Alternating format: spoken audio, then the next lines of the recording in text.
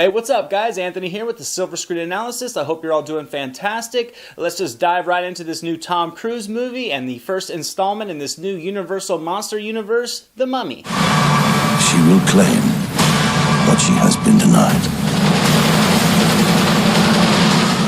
This one is directed by Alex Kurtzman. In addition to Cruise, it stars Annabelle Wallis, Sofia Boutella, Jake Johnson, and Russell Crowe. In this story, an ancient princess is discovered in a tomb deep underneath the desert, and when her crypt is pulled from it, she awakens, and she's gonna vow her revenge for the rightful destiny that she thought was stolen from her, and with the powers that she possesses, this could threaten human existence. Now, after seeing the trailers for this movie, I was a little curious. Admittedly, they did present this movie as a rather routine summer popcorn movie with loads of visual effects and Tom Cruise running, but Universal has some big plans for this shared monster universe, and with some big names attached to some future films, I was optimistic. And much to my delight, it starts out very entertaining as it builds the framework to the plot and the origins of Princess Amanette, and it also introduces us to a cut-and-paste adventurer in Tom Cruise's character of Nick Morton, who certainly lands the charm with his everyman persona. And I found the first half of this movie to be very enjoyable. It was a nice blend of storytelling with action sequences, and it was really serving up to be a surprisingly entertaining summer romp with some substance. Then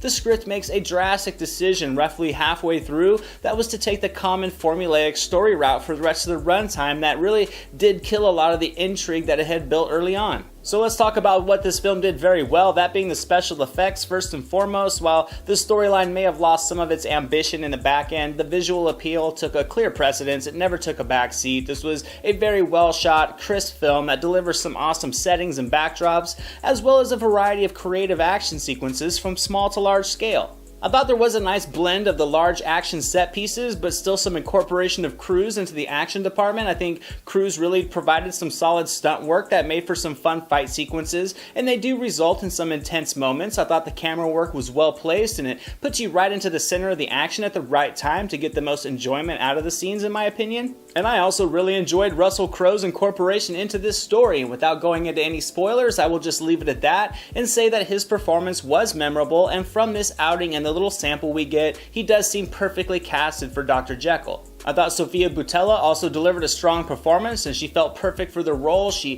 conveyed all that rage, power, and seduction of her character very effectively, and in the end she does deliver a memorable portrayal of the mummy. Now, on the downside, I do feel she was wasted a bit, and she could have brought this film much more in terms of substance had she been written as more of a focal point, but she does certainly add a lot to this movie overall. Annabelle Wallis' performance was just fine. She was serviceable, but there's just nothing memorable about her character, and she comes off very routine. Her character felt like it could have just been pulled and placed into a variety of storylines, kind of like Cruise's character did. Now, on the topic of Cruise, he carries this movie along well enough, I suppose. The formulaic story did him no favors, but he definitely sells the action. He delivers the right doses of intensity, and he lands some natural laughs to kind of break the tension, but it was not a memorable performance, and he does not elevate this material like he's been known to do in the past. Which leads me to my main issue with this movie, that being the story and its progression throughout the second half. I mean, it really does set the framework up to a solid plot. Then for some reason, it just goes through all the motions from there, and it does land some organic laughs, but it was oddly lighthearted, and it went to the joke basket way too often. The result was a story that does generate some interest early on, but it just fails to develop any real personality in the characters that feels genuine. Thus,